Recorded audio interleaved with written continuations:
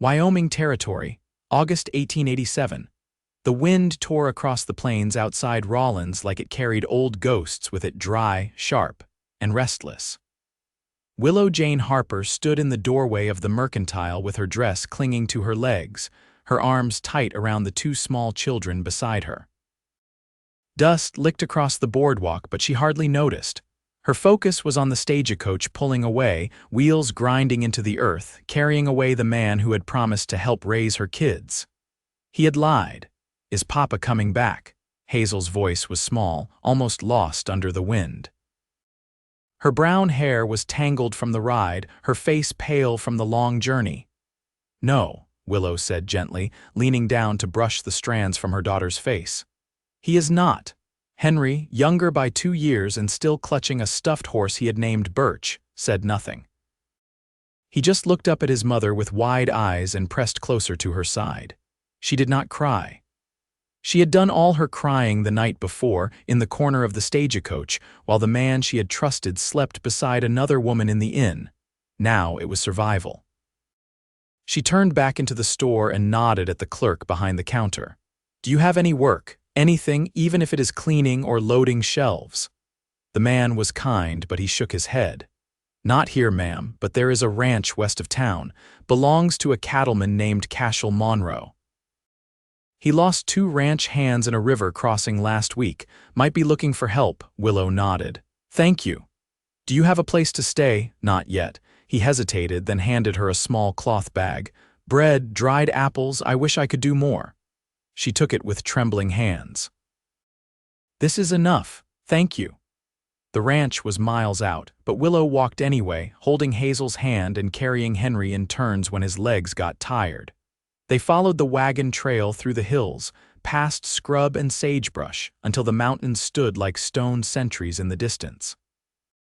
The sun began to dip behind them, burning orange and red against the sky by the time they reached the ranch fence.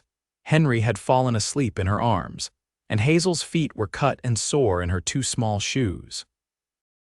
The house was simple but sturdy pine boards, a wide porch, smoke curling from the chimney. Horses stood quiet in the corral. A man stepped out from the barn, wiping his hands on a cloth.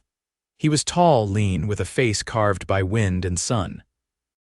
His dark hair was damp with sweat, eyes sharp and green like pine needles after rain. "You lost?" he asked, voice low and cautious. "No, I heard you were looking for help." She shifted Henry in her arms. "I can clean, cook, mend. I can work harder than most." He looked at the children. "You alone?" "Yes." He stepped closer, eyes scanning her face. "Name?" "Willow Harper," he nodded. "Cashel Monroe." Hazel tugged at Willow's dress, her voice barely a whisper. "I'm tired, Mama." Cashel's eyes softened just a little. "Come inside. You can tell me more over supper."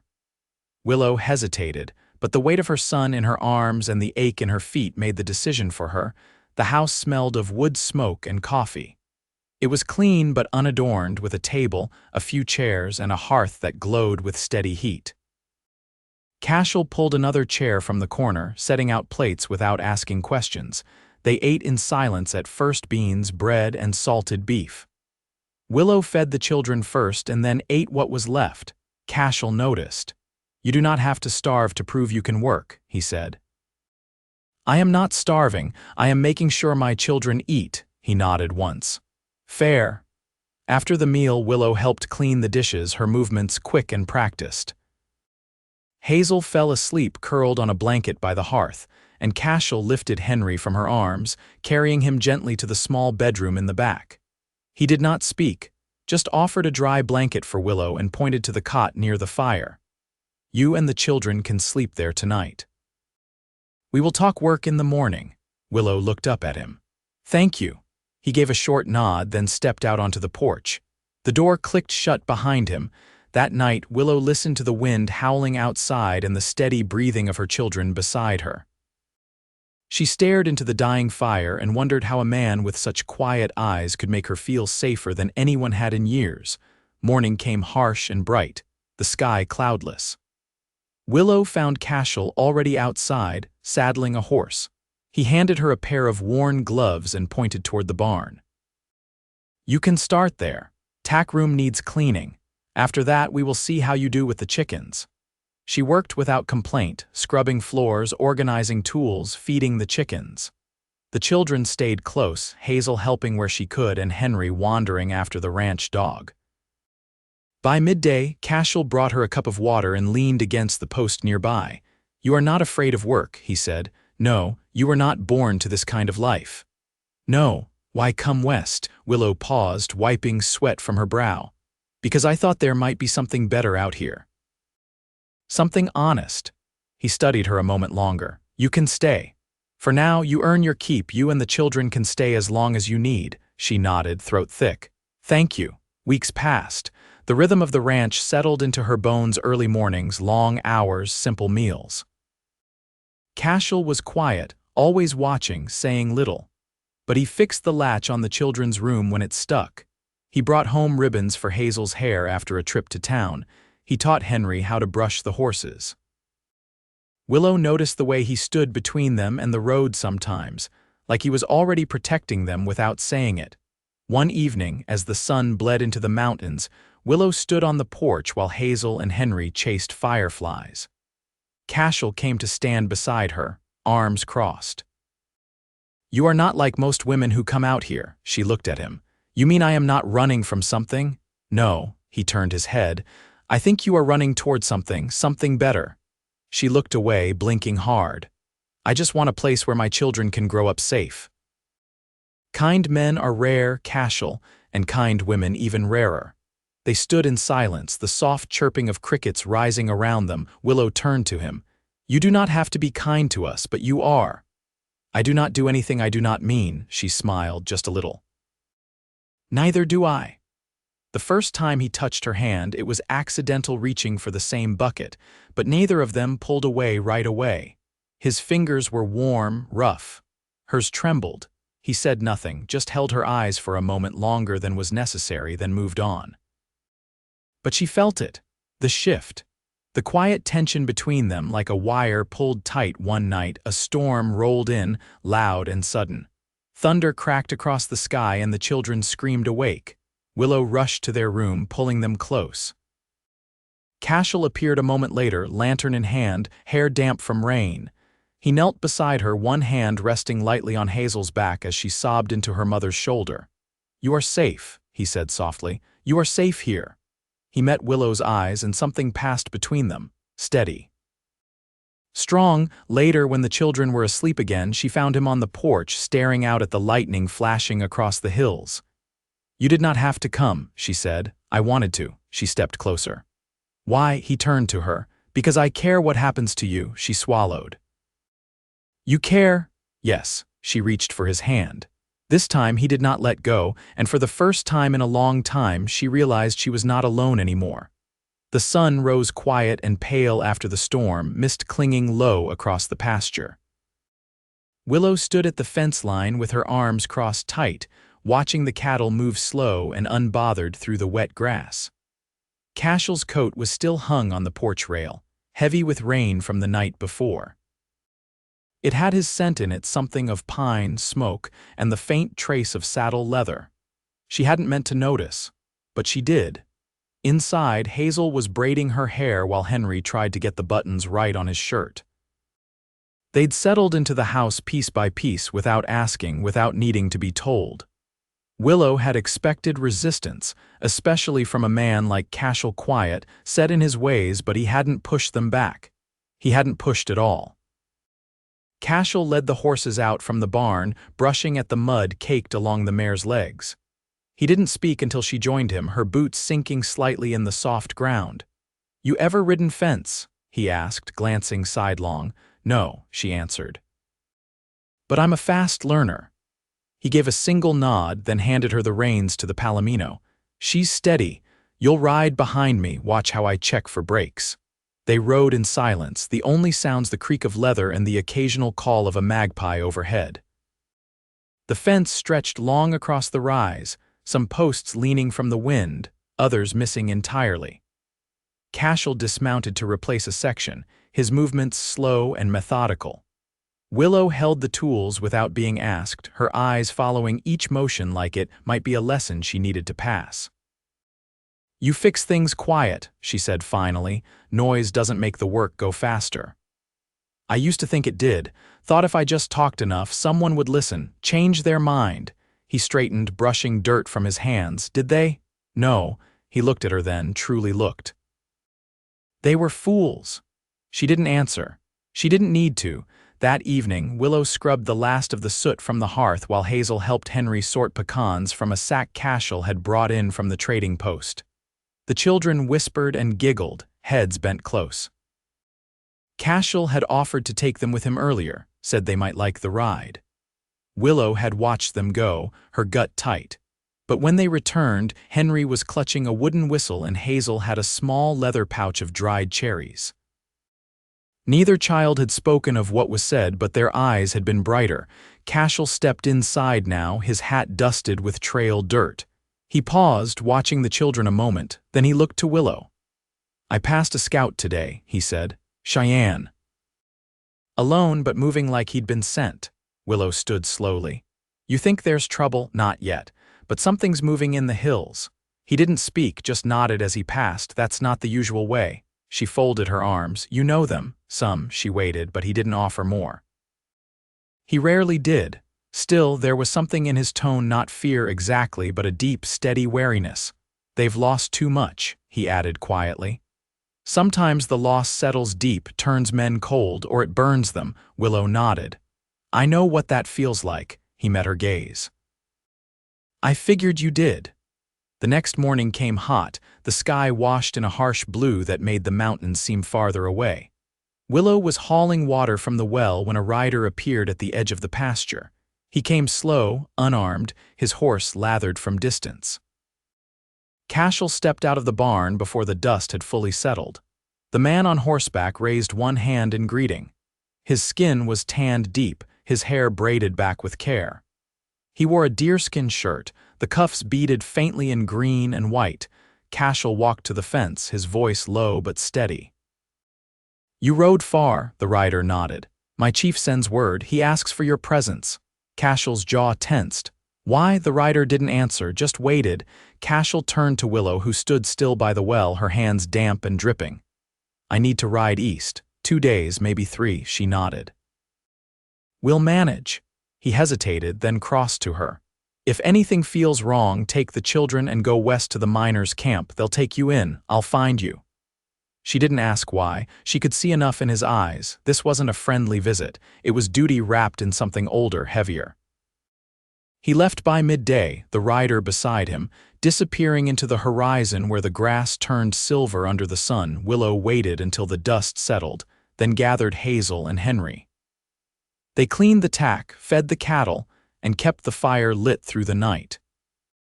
She didn't sleep deeply. Every creak of the house made her sit up, listening. But nothing came, only the wind brushing across the roof like an old story being told too soft to understand. On the 3rd day, just as the sun began to rise, Cashel returned. His horse limped and there was a shallow gash along his arm, hastily bandaged. Willow met him at the porch, her breath catching. Are you hurt? He shook his head. Not bad. She took the reins from him and helped him down. He leaned heavier than usual but said nothing. Inside, she cleaned the wound as best she could, her hands sure, though her stomach twisted at the sight of blood. Did they do this? He nodded once. Not the chief, a boy, angry, lost a brother last winter, thought I was part of it. She pressed the cloth tighter. Were you? His eyes didn't waver. No, she leaned back, letting the silence sit between them a moment. You're not going back, not now. He looked at her then, longer than he had before, his face unreadable. I told them I'd stay here. That I had something worth staying for. Willow's breath caught. She kept her hands busy, folding the cloth, tucking bandages. And what did they say? They said if I had found peace, I should keep it. That night, the house felt warmer. Willow sat close to the hearth, Hazel asleep across her lap, Henry curled nearby. Cashel stood by the window, watching the sky darken. You ever think about what comes next? She asked. He turned. Sometimes. She looked down at Hazel's sleeping face. I've lived too long waiting for the next bad thing. I want something else. He crossed the room, knelt beside her. I want that too. She looked at him, eyes careful. Is that why you stayed? He didn't hesitate. It's part of it. She reached for his hand, her fingers brushing his.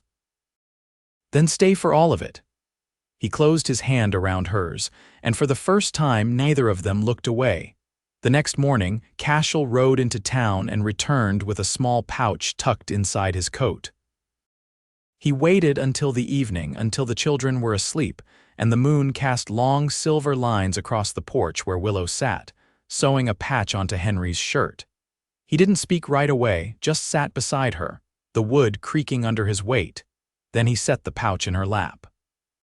She looked down, opened it slowly. Inside was a ring silver set with a single round turquoise stone smoothed by time. Her fingers trembled as she lifted it. I found it years ago, he said. Traded 2 blankets and a rifle for it. I didn't know why I kept it until now. She looked up at him, her eyes wet but steady. You're sure? I've never been more. She slid the ring onto her finger, the metal cool against her skin. Then she leaned forward and kissed him, slow and certain. He didn't pull away. And somewhere beyond the hills, the wind turned warm again. The wind carried the scent of turned earth and wet pine, as September settled cold and bright across the Wyoming hills. The cattle moved slower now, bellies full from a summer's worth of grazing, and the days shortened with a quiet inevitability that pressed time into sharp focus. Willow knelt by the root cellar, hands busy with jars of late peaches, her breath puffing faintly in the morning air. Hazel helped beside her, steady and quiet, her fingers red from the cold. Henry chased leaves across the yard, his laughter rising like a bird startled into flight. From the barn, Cashel's voice rose low and even, giving instructions to his new hand, a boy from the nearby mining camp who'd come looking for honest wages. Willow had suggested they take someone on before winter pressed too hard. Cashel hadn't argued. He didn't argue with her much at all now. She stood, brushing dust from her skirts, and shaded her eyes against the sun. Cashel emerged from the barn, sleeves rolled past his elbows, his forearms streaked with pinches of grease from the wagon axle he'd been fixing. He met her gaze across the yard and tilted his head toward the west pasture. There's a birth coming, he said once she reached him. The mare's restless, might need a steady hand. Willow followed his stride, her boots cracking dry earth as they walked the fence line. The mare stood apart from the others, sides heaving, her eyes wide but determined.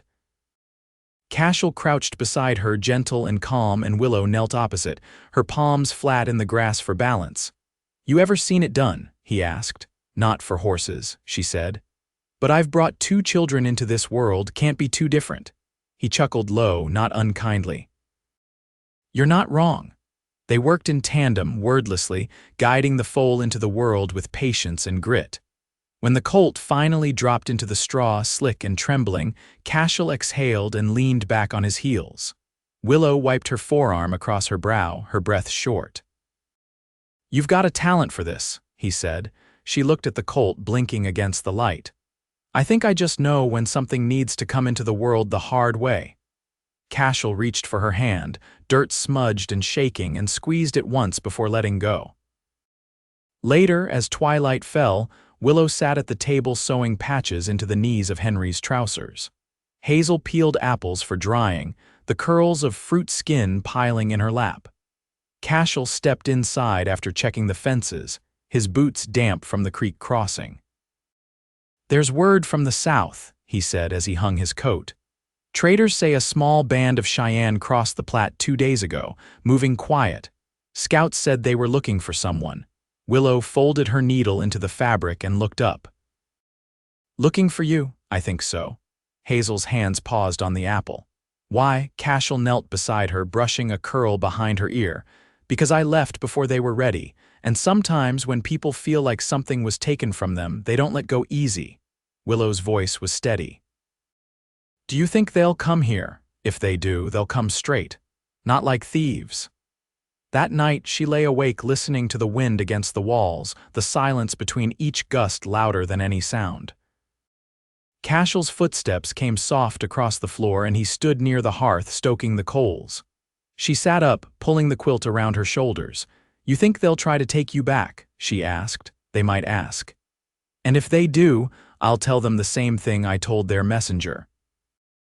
My place is no longer among them." She nodded, the fire casting warm light across his face. "And if they don't accept that, I'll still stay. Nothing they say changes what I've chosen." She crossed the room, slow and certain, and stood beside him. The fire snapped between them. "I don't want you caught between two lives," she said. "I've lived that way before, torn between what I was born to and what I had the courage to reach for." He turned to her. "And what did you choose?" She looked up at him. "I chose the harder road. The one that gave me room to be who I am." He reached for her then, not with urgency, but with the quiet steadiness she had come to know in him. Their hands found each other again, and she leaned into him like a tree finally trusting its roots. When morning came, Cashel was gone before first light, riding east with his rifle slung low. He left a note on the kitchen table, the words "careful and spare." He was going to meet with the Cheyenne riders before they came too close to the ranch. He didn't want Willow or the children caught in the middle. Willow folded the paper and placed it in the drawer beside the stove. Then she went outside, saddled the mare herself, and rode the fence line alone. 2 days passed.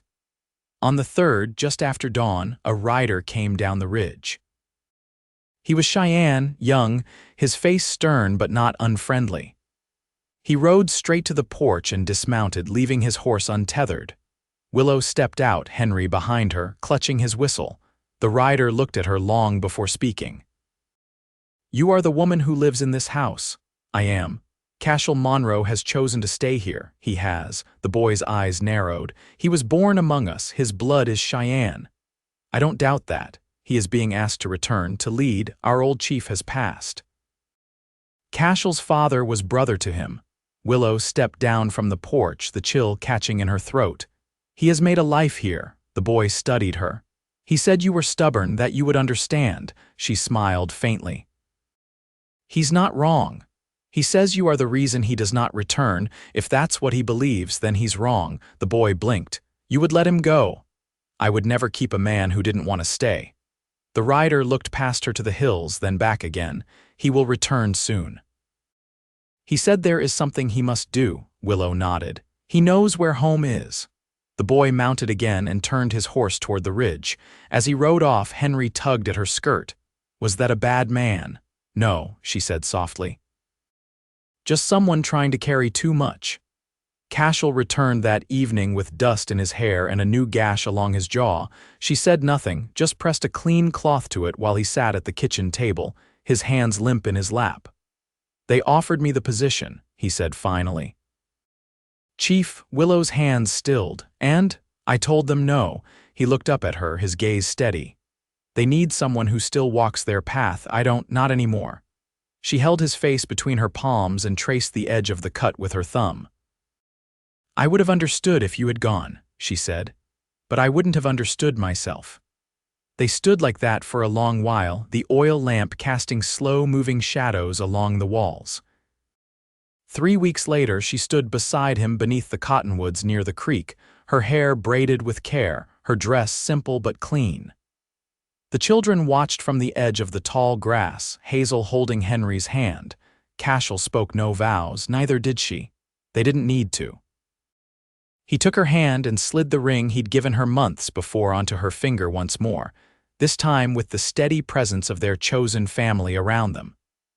Then he kissed her, slow and unhurried, as the water moved behind them and the wind rustled the leaves like a soft drumbeat. They returned to the house as the sun dipped low, the sky gold and full of promise. Hazel raced ahead, her laughter ringing down the trail, and Henry chased after her with Birch tucked under one arm. Willow slowed her pace beside Cashel, her hand tucked into his. "We've both been called stubborn," she said. He glanced down at her, his eyes warm. "That's not always a bad thing," she smiled, her voice quiet. "No, sometimes it means you end up exactly where you're meant to be," and he didn't say anything back. He just held her hand tighter, and they kept walking toward the warm light of home. The first real snow came early that year, brushing the ridges with white before the aspens had finished shedding their gold. Willow stood at the edge of the porch, arms wrapped over her shawl, watching flakes drift like ash from a quiet fire. The ranch had settled into its winter rhythm, barn doors shut tight before dusk, animals fed early, boots left by the door to dry by the hearth. Inside, Hazel was piecing together a quilt from scraps Willow had been collecting since Nebraska. Henry knelt by the stove, constructing a corral from kindling.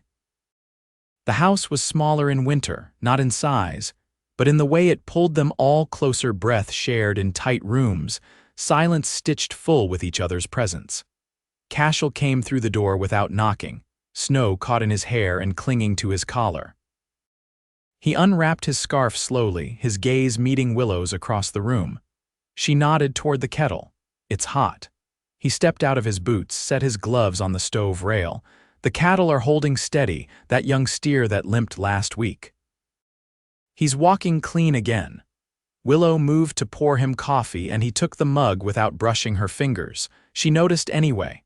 "Hazel's quilt's coming along," he added, glancing toward the girl bent over her stitching. "I told her to finish by Epiphany." "She thinks that's a challenge." Hazel didn't look up. "It's not." Cashel smiled faintly and leaned against the counter. "Your mother's stubborn runs deeper than any thread, you know that." Henry looked up from the floor. "She fixed my boots with horse tack." "Sounds about right," Cashel said. Willow met his gaze, then tilted her head toward the door. "I want to show you something." He followed without question. The cold bit through the seams of their coats, the snow crunching beneath their steps as they crossed to the shed behind the house. Inside, Willow lifted the lantern, its glow catching the edges of rough sawn shelves. She pointed to a row of neatly labeled jars, then to a stack of wooden boxes tucked beneath the work table. "That's the last of the preserves. I counted out enough to get us through March, even if the supply wagons can't get through the high passes." Cashel stepped closer, scanning the rows. "You've been planning for more than winter. I've been planning for permanence." He didn't answer right away. His eyes stayed on the shelf, on the work she'd done without fanfare. "I've never had a home I didn't expect to leave," he said finally. "You have one now." She wasn't asking. They walked back in silence, wind rising behind them like a warning. Inside, Henry had fallen asleep on the floor, curled around his wooden horse. Hazel had gone to bed, the quilt draped over the back of her chair, needle tucked carefully into the hem. Cashel crouched to lift the boy, carrying him to the bedroom without a word. When he returned, Willow was standing by the fire, her hands folded. "I wanted to ask you something," she said. He came to stand beside her. "Go on." "When those Cheyenne riders came through, if they'd said they needed you for something else, something greater, would you have gone?" "No." "Why not?" He looked at her, the firelight catching the scar that curved beneath his right eye. "Because I've seen what happens when you give everything to a cause and nothing to the people who love you. My uncle did that. He died alone, full of praise and regret. I won't walk that trail." She reached for his hand, her fingers cold from the air outside. He took it, lacing their hands together. "I didn't want to ask until I was sure," she said. "Sure of what?" "That you were building something here because it mattered to you, not because you couldn't return to what was." He turned her hand over, pressed his thumb against her palm. "I'm not here by accident, Willow. I'm here because the first time I watched you walk into a broken barn and make it useful again, I knew I'd never seen a woman like you." She leaned into him, the fire warming her back. "I've lived most of my life being told I was too much of something, too headstrong, too quiet, too unwilling to forgive. They were wrong. I don't care if they were, I just care that you stayed." His grip on her hand tightened. "I'm not going anywhere." In the weeks that followed, the snow deepened. Cashel taught Hazel how to mend harness leather while Willow drilled Henry on his letters using pebbles on the floorboards. The boy hated ink, said it smelled like bitter tea. But he liked pebbles, so that's what she used. One morning, the chimney smoked back into the room. Cashel climbed to the roof before breakfast, knocking ice loose with the flat of a shovel. Willow waited below, hands on her hips. "You fall off that roof, I'll be the one dragging you to the doctor in town," she called up. He peered down, grinning through the frost. "If I fall, I probably won't need a doctor. Then I'll bury you in the root cellar and plant onions over you," he laughed, the sound startled and genuine. Later that afternoon, while the children played by the creek's frozen edge, Cashel returned with a length of soft deerskin wrapped in cloth. He waited until the lamps were lit and the fire was high before setting it on the table between them. "I spoke with the widow in town," he said. "She's been weaving again, said it helps her forget her son's gone." Willow unwrapped the cloth. Inside was a shawl dyed in deep browns and ochre, the edges trimmed in fringe, the weave tight and careful. "It's beautiful," she whispered. "She said you'd earned something that would last longer than this winter." Willow folded the shawl over her lap, fingers trailing the fringe. "I'll wear it to church. People'll think I've gone soft." "No," Cashel said. "They'll think you've gone loved." Willow looked up at him, her chest tight. "Is that what this is?" he nodded. "It's always been." That night, when the children were asleep and the fire burned low, Willow sat beside Cashel with her feet tucked under her. She reached into her apron and pulled out a small, worn piece of paper. Its edges had softened from years folded and refolded. "My father gave me this before I left Illinois," she said. "Said it was a map to the land he was promised by a man who died before the war ended. I chased this piece of paper across 3 states before I realized the land was never real." Cashel took the page gently, scanned the inked lines. "You never told me that. I thought it made me look foolish. It makes you look brave." She smiled, then leaned her head against his shoulder. "I think I stopped chasing things the day I saw you teaching Henry how to bridle a horse." He kissed the top of her head, his lips brushing her hair without sound. Winter held them close after that, days marked by small comforts, bread rising in a warm bowl, the scrape of boots against the porch, the hiss of snow melting on iron. Spring would come, but there was no rush. Everything they needed was here now, earned, chosen. And when Willow Harper stepped out onto her porch each morning, the wind no longer carried loss. It carried home. The thaw came slowly, coaxed by longer days and the steady drip of ice from the eaves. Mud took the place of snow along the fence lines, and the creek behind the house surged with meltwater, dragging bits of branch and winter-worn leaves downstream. Willow stood at the edge of the pasture in a wool coat Cashel had traded for in town, its hem damp with the season's mess. She watched as Hazel chased Henry over a patchy rise, both of them slick with mud and laughing like the world had never been cold. Cashel was down near the creek, rebuilding the stone crossing that had buckled under the winter's freeze. He moved with deliberate care, stacking flat river stones, checking each one's balance before he laid the next. Willow watched the line of his back, the way his shoulders moved, measured, practical, unhurried. He was always that way with land, with animals, with her.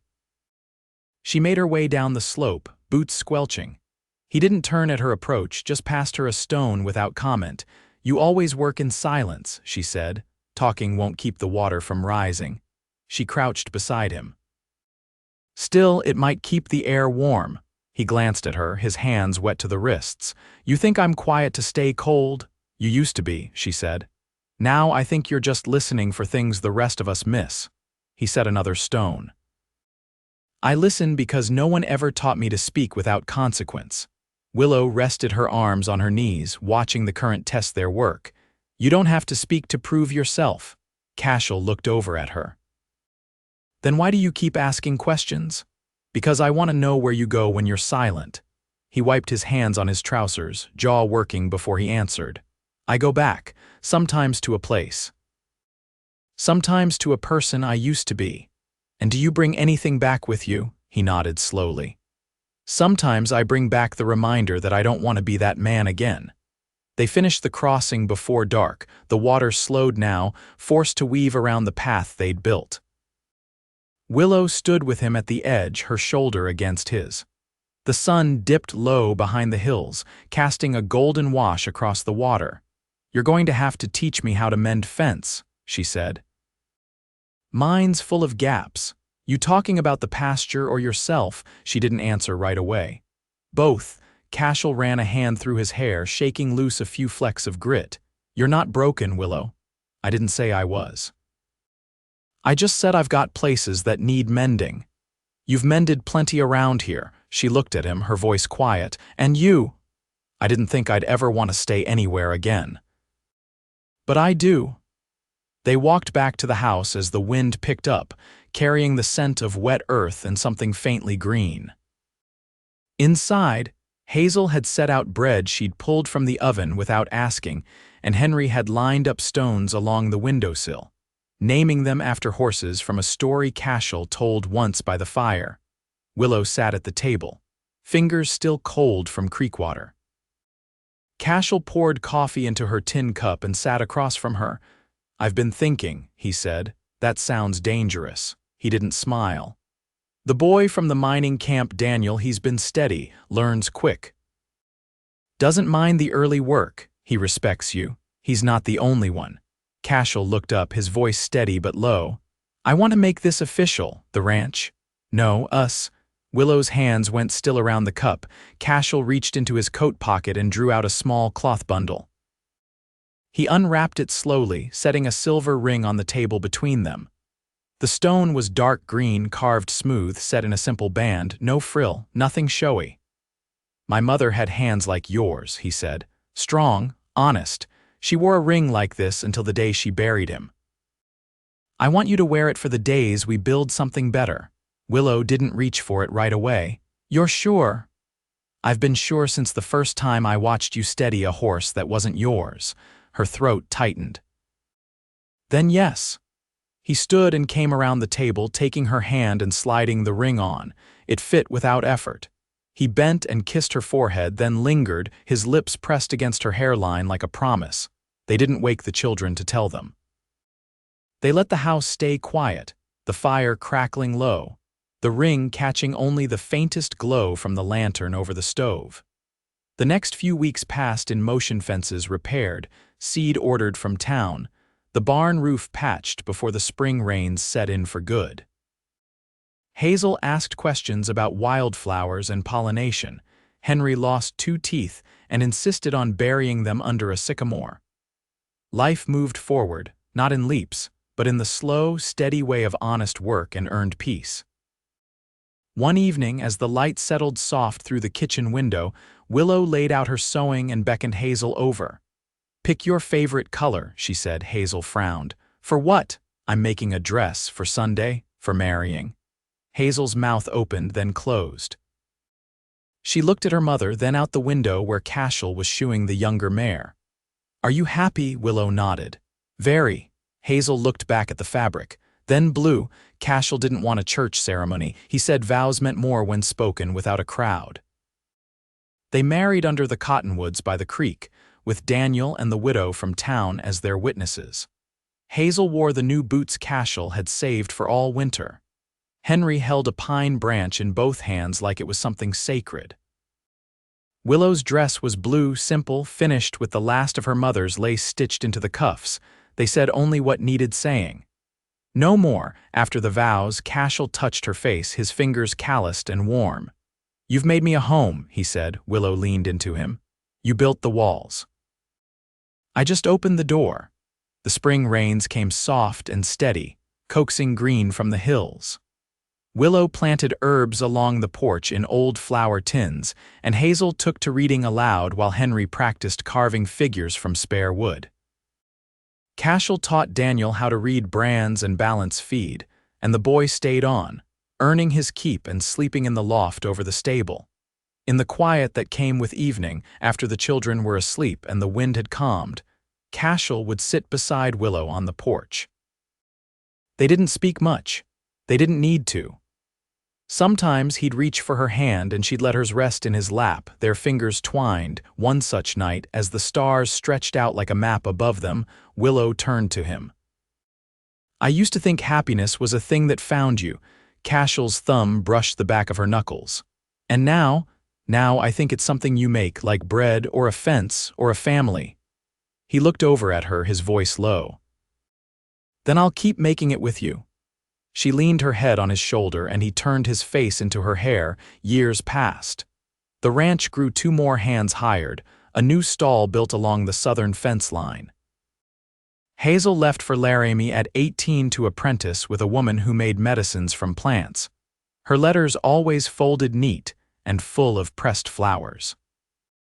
Henry stayed longer, took over the summer grazing routes and carved his initials into the old cottonwood by the creek, right beneath the notch where Cashel and Willow had said their vows.